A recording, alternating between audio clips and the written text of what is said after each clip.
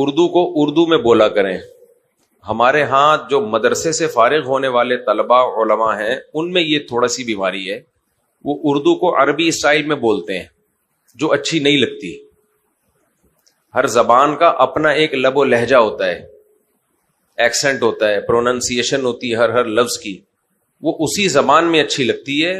اس کو جب آپ کسی اور طریقے سے لے کے جاؤ گے تو وہ بری لگے گی, وہ اچھی نہیں لگے گی. سمجھ میں آ رہی ہے بات؟ اب چونکہ اردو میں عربی کے فارسی کے بہت سارے الفاظ ہیں, عام آدمیوں نے, عام لوگوں نے چونکہ عربی پڑھی نہیں ہوتی تو وہ اردو کو اردو میں بولتے ہیں.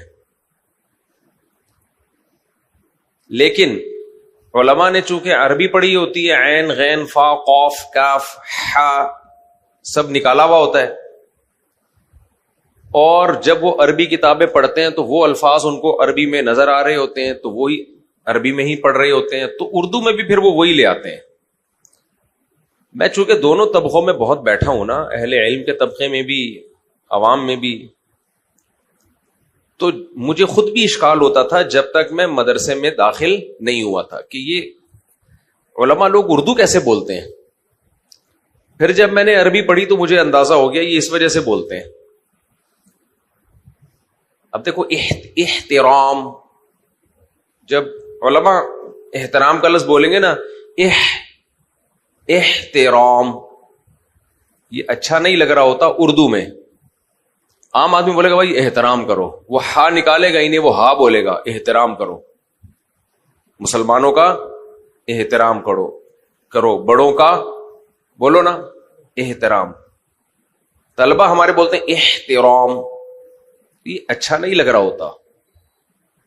پھر بحث بھی کرتے ہیں, ان سے بولو کہ بھائی یہ تو لفظ اردو میں احترام ہے, کہہ رہے نہیں, بگاڑ کیوں رہے ہو اردو کو. ہا جب لکھا جاتا ہے احترام تو کیسے لکھا جاتا ہے, حلوے والی ہا سے لکھا جاتا ہے نا, تو احترام.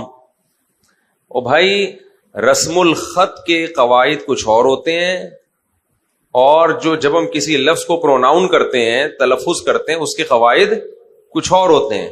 یہ دونوں چیزیں توقیفی ہیں. توقیفی کا مطلب سمجھو, کسی بھی زبان میں کسی لفظ کو جیسے لکھا جاتا ہے ویسے ہی لکھا جائے گا, چاہے ویسے پڑھا نہ جاتا ہو. یہ دیکھا جائے گا لغت والے, اہل لغت اس لفظ کو لکھتے کیسے ہیں, بس ویسے لکھو گے آپ. اور پڑھنے میں یہ نہیں دیکھا جائے گا لکھا ہوا کیسے ہے, پڑھنے میں یہ دیکھا جائے گا پڑھا کیسے جاتا ہے. تو جیسے پڑھا جاتا ہے ویسے پڑھا جائے گا, بے شک وہ لکھا ویسے نہ جاتا ہو. ہر زبان میں ایسا ہوتا ہے. انگلش میں دیکھ لو نا, نون یا نو KNOW لکھا جاتا ہے نا, پڑھا کیسے جاتا ہے, نو, کنو تھوڑی پڑھا جاتا ہے.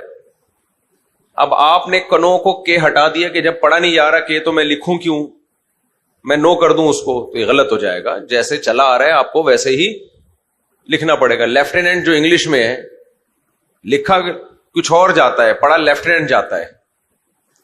اس کو کہتے ہیں توقیفی. توقیفی کا مطلب زبان توقیفی ہوتی ہے, اس میں قیاس نہیں چلتا, عقل نہیں چلتی ہے, جیسے چلا آ رہا ہے ویسے ہی چلے گا. سمجھ میں آ رہی ہے بات کہ نہیں آ رہی ہے؟ تبھی انگریز جو انگلش بولتے ہیں وہ الگ ہے, ہم لوگ جو انگلش سیکھتے ہیں وہ بولتے ہیں وہ بالکل الگ ہوتی ہے, کیونکہ ہم اس کو اسپیلنگ کے حساب سے پڑھ رہے ہوتے ہیں. OUR کو ہم پڑھتے ہیں اور, انگریز اور تھوڑی بولتا ہے, اور بولتا ہے, بس اس طرح کر کے کچھ نکال رہا ہوتا ہے وہ, تو اور کر رہا ہوتا ہے, اور بس اس طرح کر رہا ہوتا ہے. جو بھی کر رہا ہوتا ہے وہ انگریز کا کام ہے, ہم تو اردو کی بات کر رہے ہیں. تو ہمارے ہاں یہ کلپ چلا دینا, خاص طور پہ اہل علم سن لیں. میں اہل علم کو نصیحت کرنے والا کوئی بھی نہیں ہوتا, لیکن اہل زبان تو ہوں نا, تو اور عوام کے عرف سے بھی واقف ہوں, تو زبان کا بیڑا غرق ہو جاتا ہے اس سے, اچھا نہیں لگتا. پھر وہ لوگ کہتے ہیں پتہ نہیں کس طرح کی باتیں کر رہے ہوتے ہیں. زبان جو ہے نا, زبان یہ ایک بہت بڑا ذریعہ ہے اپنی بات عوام تک پہنچانے کا. تو جس زبان میں بات ہو رہی ہے وہ زبان پہ اگر آپ کو کنٹرول نہیں ہوگا تو آدھی بات تو آپ کی ویسے ہی خراب ہو جائے گی. یہاں سے جو ہمارے اسکالرز جاتے ہیں باہر ملکوں میں, امریکہ میں, کینیڈا میں, یورپ میں, وہاں کے اسکالر مجھے کہتے ہیں کہ پاکستانی اور انڈین اسکالرز کو آپ یہ بتائیں کہ یہاں انگلش میں بیان نہ کیا کریں, یہاں اردو میں بیان کیا کریں. میں نے کہا کیوں بھائی, یہاں تو لوگ انگلش جانتے ہیں. کہتے ہیں یہاں لوگ انگلش جانتے ہیں, اسی وجہ سے ان سے کہیں کہ یہاں انگلش میں بیان نہ کیا کریں. نہیں آئی سمجھ میں, گہری بات ہے. پاکستان میں چونکہ لوگ انگلش نہیں جانتے تو وہاں کر لیا کریں. بہت گہری بات ہے. گرمیوں میں اتنی گہری باتیں کرنی نہیں چاہیے, لیکن بات کیا ہے, بہت گہری ہے. ابھی کینیڈا کا دورہ تھا, اس سے پہلے بھی, اس میں بھی انہوں نے کہا کہ بھائی وہاں کے جو اسکالرز ہیں وہ ادھر آ کے انگلش میں بیان کرتے ہیں, ان سے کہ انگلش میں بیان نہ کیا کریں کیونکہ یہاں لوگ انگلش جانتے ہیں. وہ غلط انگلش نہیں بول رہے ہوتے یہاں والے, ان کے جو تلفظ ہے وہ دیسی ہوتا ہے ان کے لحاظ سے. ہمیں تو بڑا اچھا لگ رہا ہوتا ہے, لیکن وہ کہتے ہیں کیسے بول رہے ہیں. بچے بھی آسٹریلیا میں مجھے وہاں بتایا کہ یہاں کے بچے جب باہر سے کوئی شخص انگلش بولتا ہے نا آ کے, پاکستانی یا انڈین, تو بچے ہنستے ہیں. تو انہوں نے کہا وہ پاکستان میں انگلش میں بولے ہیں, ان کی بڑی عزت ہوگی, لوگ سمجھیں گے بڑے پڑھے لکھے ہیں, بہت اچھے, ماشاءاللہ کیا اللہ نے علم دیا ان کو, انگلش بولتے ہیں بھائی. تو کہا یہاں نہیں چلے گا, یہاں ان سے بولیں کہ اردو میں کر لیں, ہم اپنی زبان میں ٹرانسلیٹ کر لیں گے اس کو, کیونکہ ان کو انگلش ہمیشہ اس شخص کے سامنے بولو جس کو انگلش نہیں آتی ہو. سمجھ میں آ رہی ہے بات؟ ایک آدمی نے کسی دوسرے سے پوچھا تجھے انگلش آتی ہے؟ اس نے کہا آتی ہے. کہتے پھر اردو میں ہی بات کریں گے ہم لوگ. تو اب ہوتا یہ ہے کہ جو لوگ, ہاں مجبوری ہو ایک الگ بات ہے, جیسے ڈاکٹر ذاکر نائک صاحب وہ انگلش بولتے ہیں, وہ مجبوری ہے کیونکہ جو کراؤڈ ہے ان کی دعوت جاری ہے پوری دنیا میں, تو پوری دنیا تک آپ نے کوئی بات پہنچانی ہے تو پھر اس کے لیے تو آپ کے پاس انگریزی کے علاوہ کوئی ذریعہ نہیں ہے, وہ مجبوری ہے. تو اردو کو اردو میں بولا کریں. یہ خاص طور پہ اہل علم جو مدارس کے طلبہ ہیں ان کے لیے میں یہ بات کر رہا ہوں.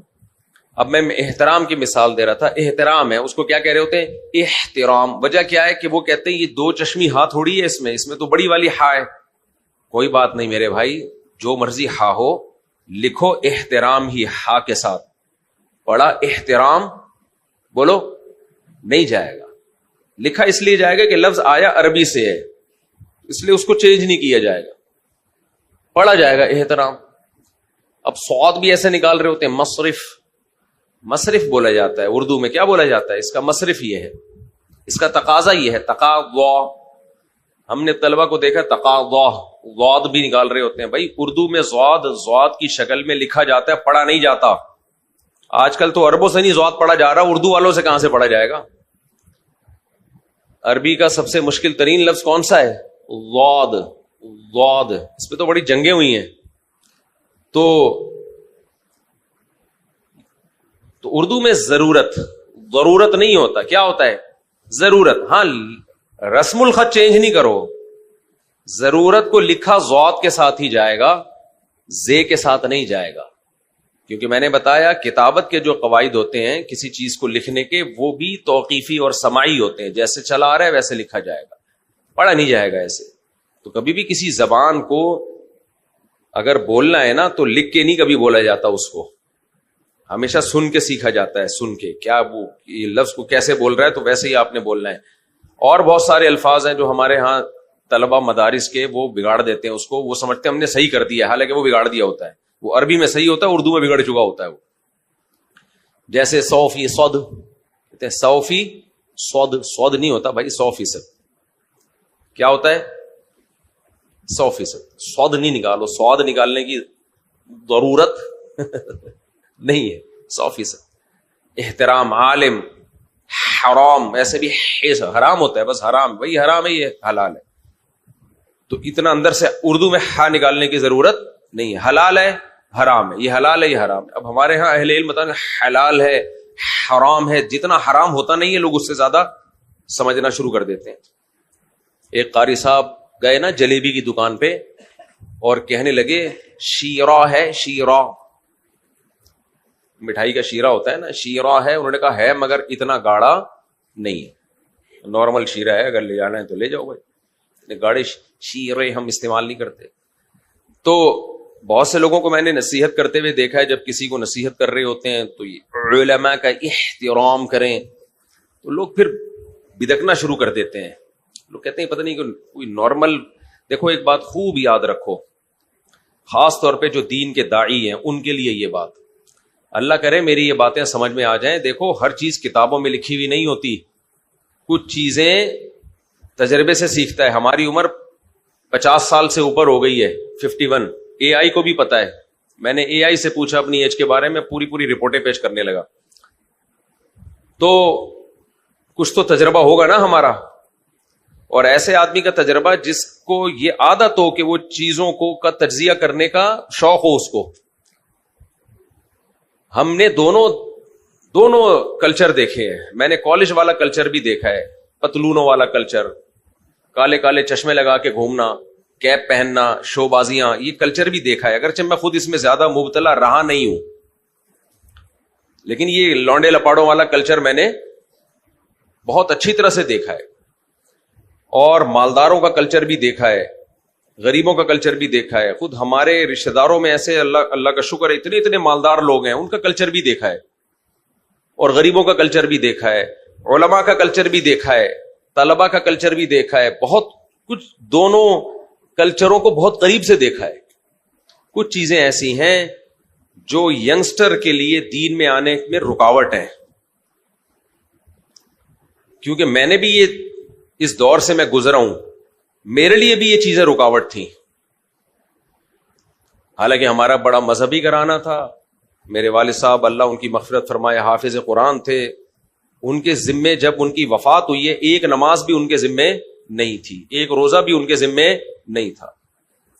دیندار گھرانہ تھا ماشاءاللہ. میرے والد صاحب مظاہر علوم سے ان کا تعلق تھا. حضرت شیخ الحدیث مولانا زکریا رحمہ اللہ تعالی کی صحبت میں آنا جانا رہا ہے. حضرت مولانا حسین مدنی رحمہ اللہ سے ملاقات رہی ہے. سارے اکابر, ان کے اثرات صرف میرے والد صاحب پہ نہیں, ہماری دادی پہ, نانا پہ, نانی پہ, سارا خاندان اسی ٹائپ کا تھا. لیکن جو نئی نسل کو میں بگڑتا ہوا دیکھ رہا تھا,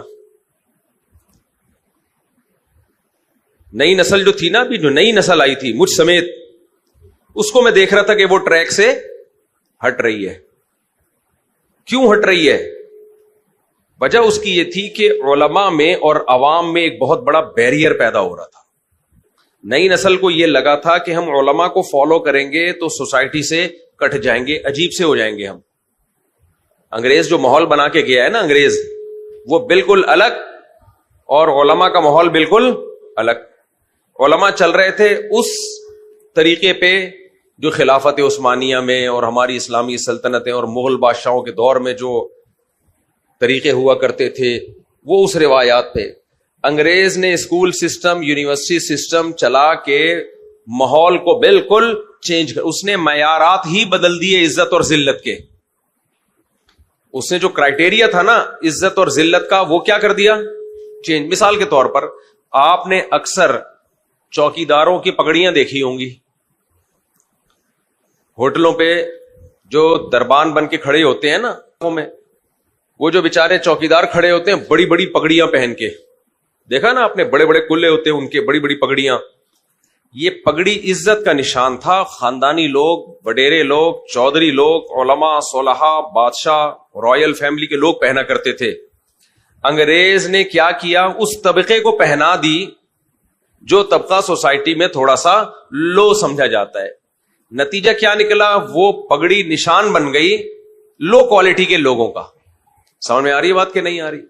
اچھا, ننگے سر گھومنا فساق اور فجار کا شعار سمجھا جاتا تھا. لونڈے لپاڑے, جو کوئی چرسی ہیروئنچی ٹائپ کے لوگ, ان کا شعار کیا سمجھا جاتا تھا, ان کی علامت کیا تھی, سر ڈھانپتے نہیں ہیں, مہذب لوگ نہیں ہیں.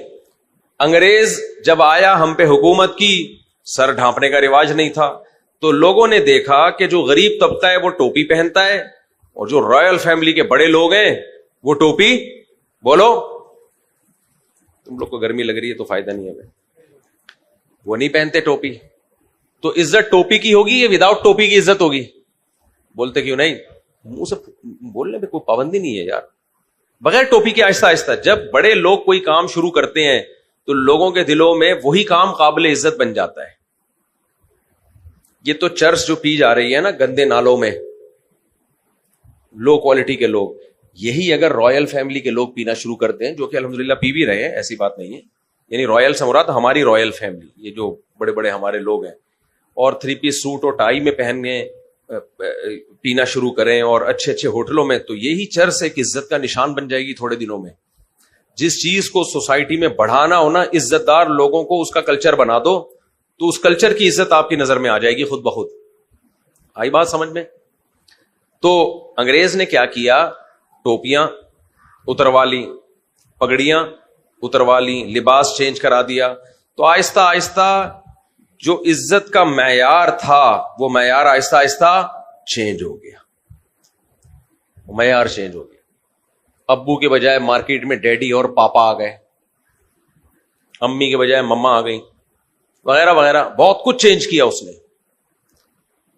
اور تو معیارات جو تھے وہی چینج ہو گئے, لیکن ہو گئے وہ, اب اس کو واپس لانا بڑا مشکل کام ہے.